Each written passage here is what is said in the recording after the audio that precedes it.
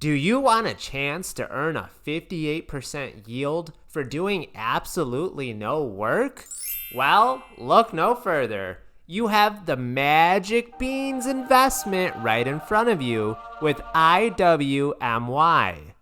This is a brilliant fund made by the folks at Defiance, who have brought us other great NAV-eroding funds like Triple QI and JEP-E, that's JEP-E with a Y. Because why actually bring out good products when we can just name ourselves after good ETFs and hope people don't notice? IWMY does a put-right ETF on the Russell 2000 using daily options to seek enhanced yield for their investors. And those juicy dividends are paid monthly. The Russell 2000 is a small cap US stock market index that makes up the smallest 2,000 stocks in the index.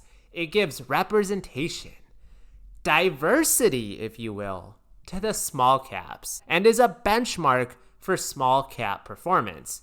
Now, who actually asked for this? Like, who woke up one morning and was that, you know what the world needs today? It's a Russell 2000 put ETF. Now, in case you're wondering where the IWMY name comes from, there's an actual ETF out there with this name, IWM, that tracks the Russell 2000. So they just added a Y at the end to emphasize that this ETF gives out a high yield. Now, I skimmed their prospectus because, let's face it, the only reading that you did was looking at this high dividend yield, and you read that, and you were like, yes, this is what I need to put my hard-earned money toward. You read that, and you were like, buy, buy, buy, buy, buy. Instead of doing covered calls, the strategy is actually writing very short-dated puts on the Russell 2000. Now, don't confuse this with actually owning the Russell 2000 or getting exposure to the Russell 2000. Better comparison is the roulette wheel at Vegas, because similar to my Alti video, the strategy here, it seems more like gambling than actual true investing. Like in periods when the market does very well, now we've lost our chance at getting any of that upside in exchange for those juicy premiums. Investing involves actually putting money into assets with the expectation of generating returns over long-term investing through dividends or interest or asset appreciation. It's when you do analysis of financial statements, look at market trends, and other important economic indicators to make informed decisions. Gambling, on the other side of that coin, entails risking money on uncertain outcomes. These are often driven by chance or luck rather than analysis or strategy. The primary goal in gambling is usually short-term profits.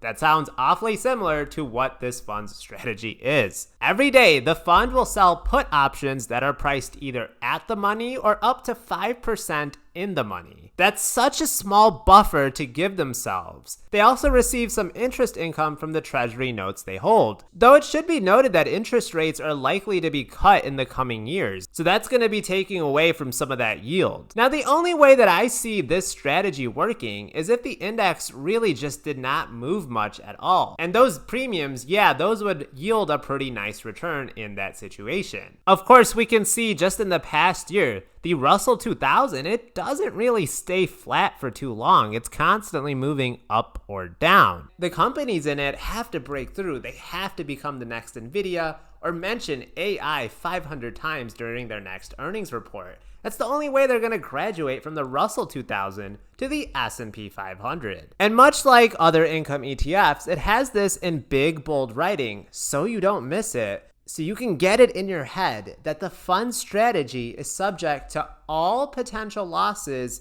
if the index goes down in value, which may not be offset by the income received by the fund. So you're not getting any upside potential because they're doing puts, but you're also getting all of the downside potential if the index loses value. You know what that means, guys. It's the most dreaded words. When you have that combination, you know what I'm going to say next.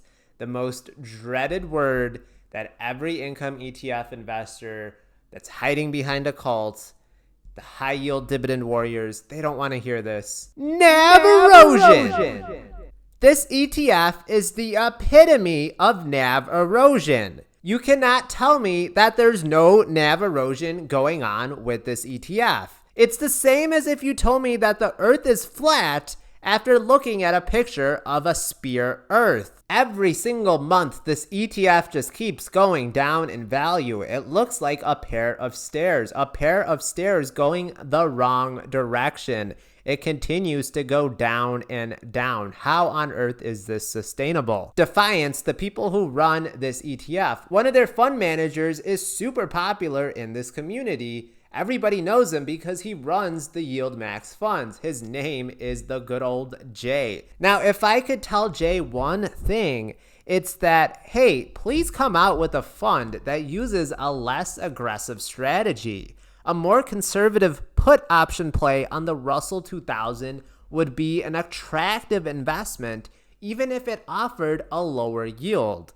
It would also be cool if they had one that didn't pay dividends. What if this fund just kept reinvesting into the NAV? These funds emphasize income way too much, and it definitely comes at a cost. I mean, just look at how awful this graph is. Let's take a look at maybe the only highlight of the Defiance Russell 2000 Enhanced Options Income ETF, and that's the dividends that it has paid out since their inception at the end of last year. So they've paid a good amount of dividends so far, but as you can see, they've been very inconsistent. They started off at $1.25, then $1, bounced back up, bounced back down, paid a really big dividend about 2 months ago on $1.41. And then they've just been headed in a downward direction since 91 cents and then 68 cents. Again, don't get me wrong, those are some juicy dividends, but the thing is, it's very inconsistent, it's quite variable, and it's headed in the wrong direction. Now, so many people, they just look at this dividend yield and think this is guaranteed money. They think it's free money, if you will. And that is just so misleading. And it's so dangerous, actually, to think like this. Dividends are never guaranteed. Just because a company or ETF has paid out dividends in the past, or if you see this super juicy 60% yield number, that doesn't actually mean anything. Just because you hit your last 7 shots in basketball, that doesn't necessarily mean your next shot is automatically going to go in. Another concerning thing is much of this yield has just been a return of capital.